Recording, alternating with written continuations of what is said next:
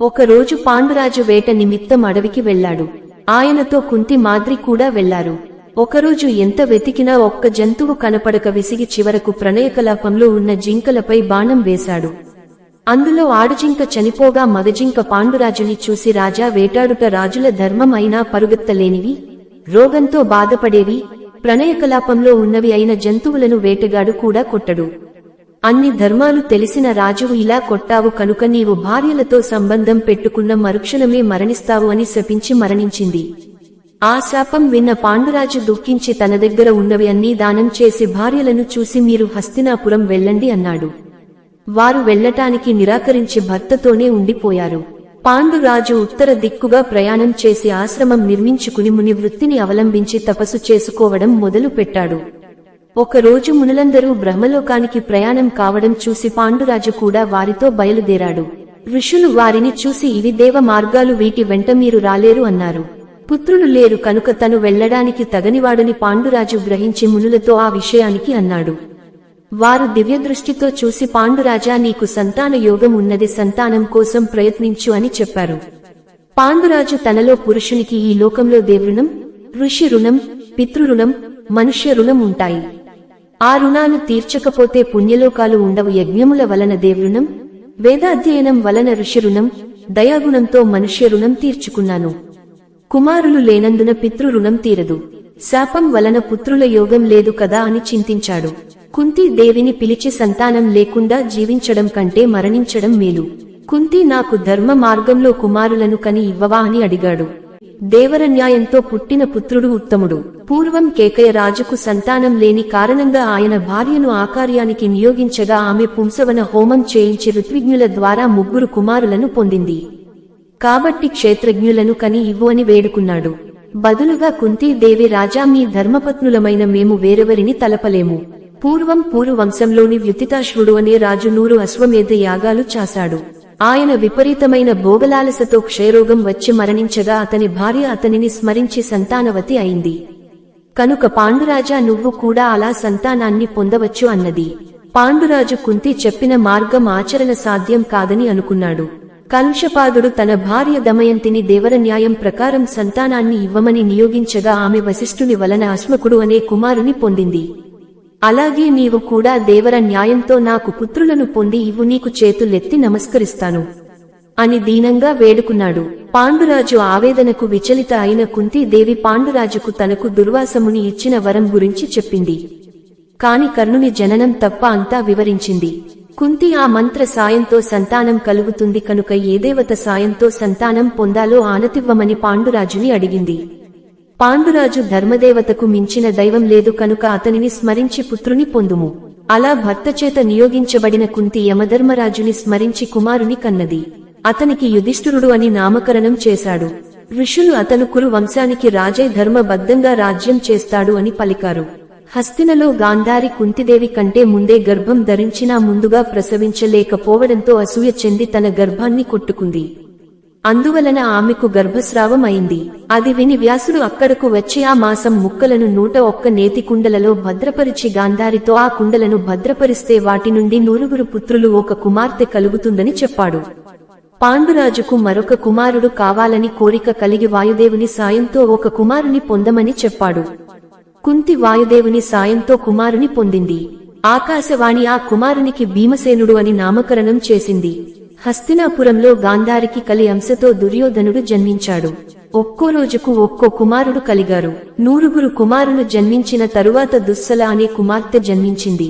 దుర్యోధనుని జననం తరువాత గోచరించిన దుశ్శకునాలను చూసిన భీష్మ, విదుర, పురోహితాదులు కలత చెంది అతడు కులక్షయ కారకుడని అతనిని వదిలివేసి అందర్నీ రక్షించమని మిగిలిన కుమారులను పెంచుకోమని చెప్పారు.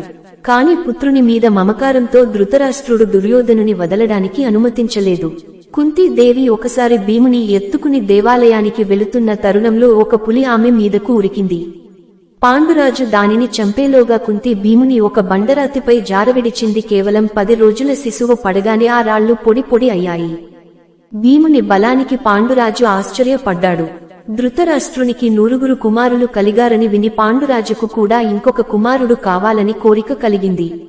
అతడు దేవేంద్రుని గురించి తపస్సు చేశాడు. దేవేంద్రుడు ప్రత్యక్షమై ముల్లోకాలను జయించగలిగిన కుమారుడు కలుగుతాడని వరమిచ్చాడు. కుంతీ దేవితో దేవతల అధిపతి అయిన ఇంద్రుని అంశతో ఒక కుమారుని పొందమని చెప్పాడు. కుంతీ దేవికి ఉత్తర ఫల్గుని నక్షత్రంలో తేజోవంతుడైన పుత్రుడు కలిగాడు. అప్పుడు ఆకాశవాణి ఇతను కార్తవవీరార్జుని కంటే వీరుడవుతాడు కనుక అర్జునుడని పిలువబడుతాడు అని పలికింది. కుంతీదేవి గాంధారి సంతానవతులైన తరువాత మాద్రి సంతానం కొరకు చింతించడం చూసి పాండురాజు మంత్ర మహిమ ద్వారా మాద్రికి సంతానం కలిగించమని అడిగాడు. కుంతీ మాద్రికి మంత్రోపదేశం చేయించగా మాద్రి అశ్విని దేవతల అంశతో నకుల సహదేవులను పొందింది. పాండురాజు 5 పుత్రులతో ధర్మరాజు, అర్జునుడు, భీష్ముడు, నకుల, సహదేవులతో వీరినే పంచ పాండవులు అంటారు. భార్యలతో పిల్లలతో సంతోషంగా కాలం గడుపుతున్నాడు పాండురాజు. ఒక వసంత కాలం సమయంలో ప్రకృతి మనోజ్ఞంగా ఉన్న సమయంలో పాండురాజు మాద్రి సౌందర్యానికి ఆకర్షితుడై బలవంతంగా ఆమెను చేరాడు. ఆపై శాపకారణంగా మరణించాడు. ఇది చూసిన మాద్రి భయంతో వణికిపోతూ భర్త శవాన్ని చూసి రోదించసాగింది. అక్కడకు వచ్చిన కుంతీదేవి జరిగిన విషయానికి గ్రహించి సహగమనానికి సిద్ధపడింది. కాని మాద్రి అందుకు అంగీకరించలేదు.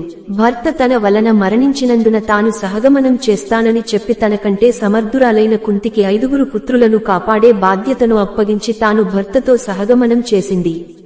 కుంతీదేవికి అక్కడి మునులు సహకరించి వారిని తీసుకుని హస్తినాపురానికి వెళ్లారు. పాండురాజు కుమారులను చూడటానికి హస్తినాపురం ప్రజలు తరలి వచ్చారు.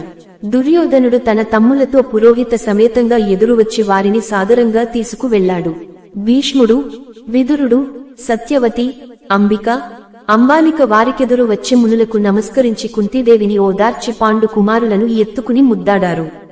మునులు కుంతి సహితంగా పాండు కుమారులను వారికి అప్పగించి పాండురాజు మరణ వార్త మాద్రి సహగమన వార్తను చెప్పారు.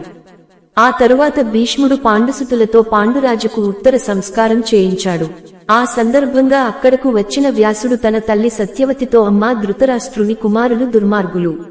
వారి ఆగడాలు మీరు చూడలేరు కనుక మీరు తపోవనానికి వెళ్లి ప్రశాంతంగా జీవించండి అని చెప్పాడు. సత్యవతి అంబిక, అంబాలికలను తీసుకుని తపోవనానికి వెళ్ళింది. కాక్రమేణా ఆ 3 స్వర్గస్థులయ్యారు. ధృతరాష్ట్రుడు తన కుమారులను తమ్ముని కుమారులను భేదభావం లేకుండా పెంచుతున్నాడు. భీముడు తన బలంతో దుర్యోధనుని తమ్ములను ఆటలలో ఓడిస్తూ ఉండటం దుర్యోధనునికి సహింపరానిది అయింది. అతని బలసంపన్నతకు ఈసు భయం కలిగిన దుర్యోధనుడు మేనమామ తమ్ముడు దుశ్శాసనుడు శకునితో చేరి కుటిలోపాయాలు ఆలోచించసాగారు. భీముని చంపి ధర్మరాజుని చెరలో పెట్టితే కాని తనకు రాజ్యం దక్కదని అనుకున్నాడు. దీనికి శకుని వంత పాడాడు. ఒకరోజు పిల్లలంతా జలక్రీడలలో మునిగి తేలి అలసిపోయి నిద్రిస్తున్న సమయంలో దుర్యోధనుడు తమ్ములతో చేరి భీముని తీగలతో కట్టించి గంగానదిలో త్రోయించాడు. భీముడు ఓళ్లు విరవగానే ఆ తీగలన్నీ పటాపంచలైనాయి. మరొక రోజు దుర్యోధనుడు సారథిని ప్రేరేపించి భీముని నల్ల త్రాచులతో కరిపించాడు. భీముని వజ్రశరీరాన్ని ఆ పాముకోరలు ఛేదించలేకపోయాయి. ఒకరోజు దుర్యోధనుడు భీమునికి కాలకూట విషం ఆహారంలో కలిపి తినిపించాడు. భీముడు ఆ ఆహారాన్ని జీర్ణించుకున్నాడు. భీష్ముడు కుమారులందరికీ వివిద్యను మొదట కృపాచార్యుని వద్ద ఆ తరువాత ద్రోణాచార్యుని వద్ద నేర్పించసాగాడు.